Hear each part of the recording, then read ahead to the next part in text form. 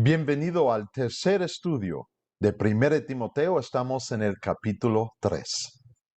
Al final del capítulo 2 vimos el papel del hombre en la iglesia visible, de ser líder, de ser pastor.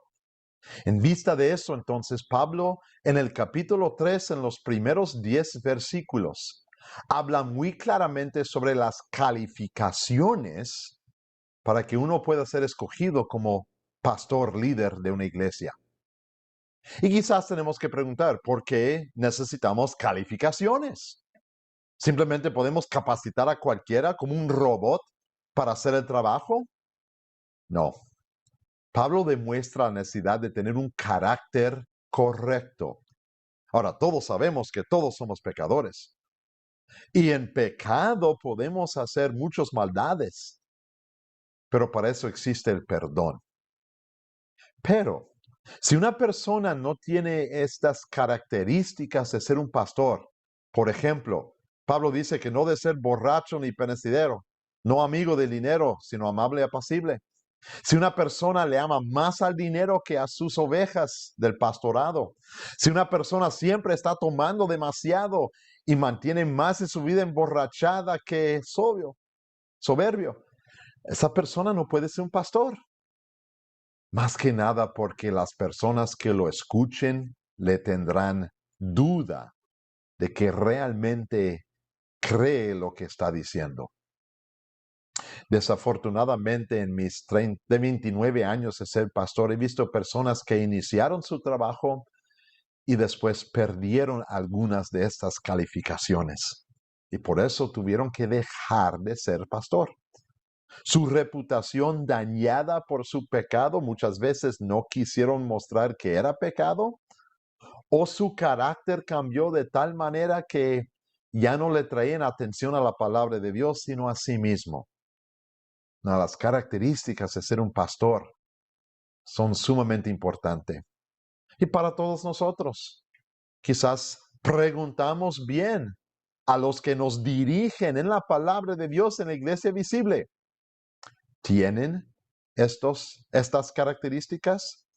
¿Son honorables, sinceros? ¿No son codiciosos de las ganancias malavidas? ¿Guardan su conciencia limpia lo más posible y piden el perdón cuando caen en el pecado? Si trabajan así, entonces ellos merecen nuestro honor y respeto, porque su vida y su fe está fundada en la realidad principal de la iglesia visible, la cual encontramos en los últimos 3 versículos de este capítulo. Porque Pablo nos recuerda de nuevo de la importancia de la iglesia visible estar fundada en la palabra de Dios que señala y apunta a Jesucristo. Sin Jesucristo, la iglesia visible no es nada más que un lugar social. Sin Jesucristo, la iglesia visible es nada más de un lugar que recibe nuestro dinero que ofrecemos. Sin Jesucristo, la iglesia trata de cambiar corazones por la ley, pero los daña.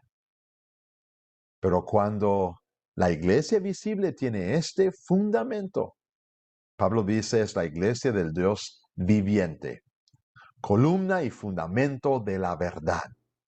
¿Y cuál es la verdad? Permítame leer el versículo 16. Él, Jesús, se manifestó como hombre.